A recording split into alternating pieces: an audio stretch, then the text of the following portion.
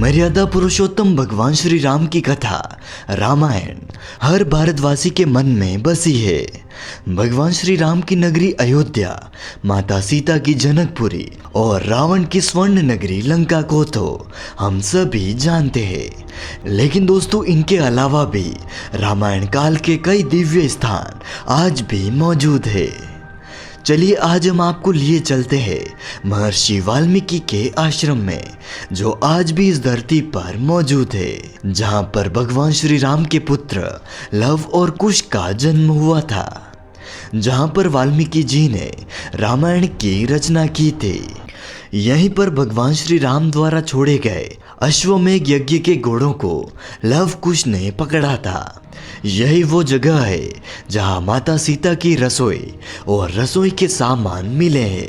और तो और दोस्तों, यही वह जगह है जहां से माता सीता पाताल में समा गई थी। आइए दोस्तों, आपको इस पूरे स्थान के दर्शन करवाते हैं, साथ ही इस स्थान की पूरी जानकारी भी आपको देते हैं। तो आप इस वीडियो को पूरा ज़रूर देखिएगा।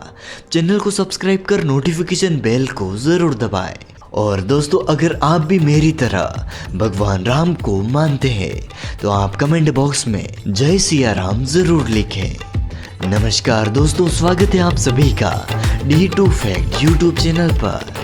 वैसे तो कई दशकों से पूरे भारत में कई जगहों पर वाल्मीकि आश्रम के होने का दावा किया गया है, लेकिन बिहार के वाल्मीकि नगर से 7 से 8 किलोमीटर की दूरी पर नेपाल के चितवन में वाल्मीकि जी का यह आश्रम आज भी मौजूद है। और दोस्तों, यही असली आश्रम इसलिए है क्योंकि रामायण में वर्णन कई भौगोलिक स्थिति इस जगह से ज़्यादा मेल खाती है। यह आश्रम मिथिला और जनकपुरी से काफी करीब है, और सीतामढ़ी, जहां पर माना जाता है कि माता सीता का धरती से जन्म हुआ था, वह जगह भी चितवन से काफी नजदीक है। दोस्तों, यह वही वाल्मीकि आश्रम है जहां त्रेता युग में माता सीता यहां पर रहा करती थी, और इसी जगह पर वह धरती में समा गई थी। दोस्तों, भारत में कई जगह पर वाल्मीकि आश्रम है। उत्तर प्रदेश के बिठूर में तथा राजस्थान के सीता माता अभयारण्य में भी वाल्मीकि आश्रम मौजूद है। लेकिन नेपाल के चितवन में स्थित इस आश्रम को ज्यादा प्रामाणिक माना जाता है।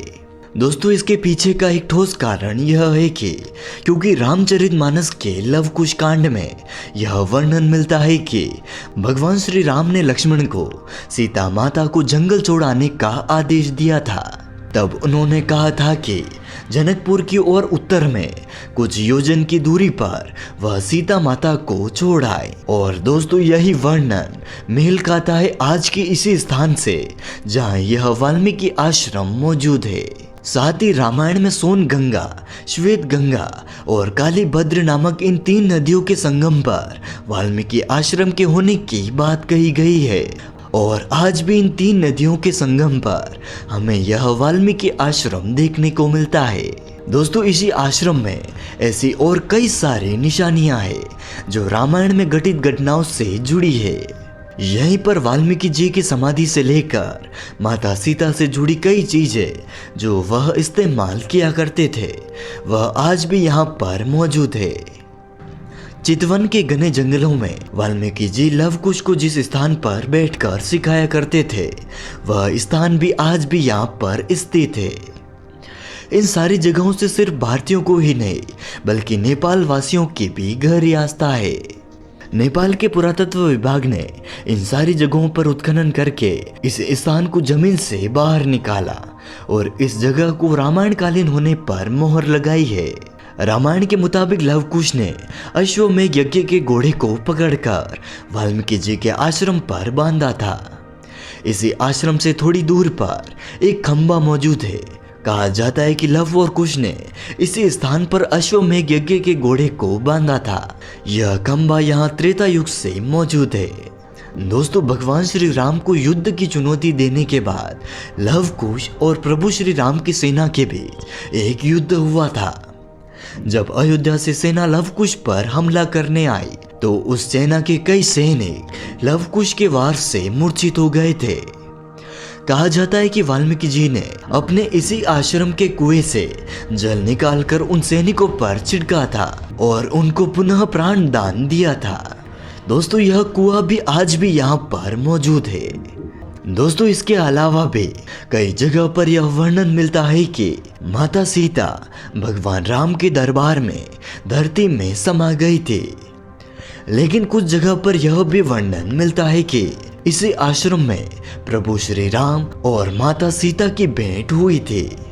उनकी भेंट के बाद माता सीता ने अयोध्या जाने से मना कर दिया था और वह इसी जगह पर धरती में समा गई थी।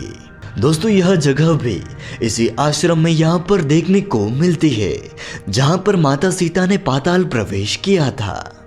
दोस्तों अगर आप एक ऐसे स्थान पर जाना चाहते हैं जो प्राकृतिक सौंदर्य के साथ साथ हमारे पौराणिक ग्रंथों के सबूत समेटे हुए हैं तो आप यहाँ पर जा सकते हैं। यह स्थान नेपाल के चितवन के जंगलों में स्थित है। आपको यहाँ जाने तक की समस्त जानकारी हमारे डिस्क्रिप्शन बॉक्स में मिल जाएगी। और दोस्तों अगर आप यह चाहते हैं कि यह वीडियो ज़्यादा से ज़्यादा लोगों तक पहुँचे तो आप इस वीडियो को शेयर ज़रूर करें, वीडियो को लाइक और चैनल को सब्सक्राइब भी ज़रूर करें। फिर मिलते हैं ऐसे ही नए वीडियो के साथ, तब तक मेरे साथ कमेंट में लिखिए जय सिया राम।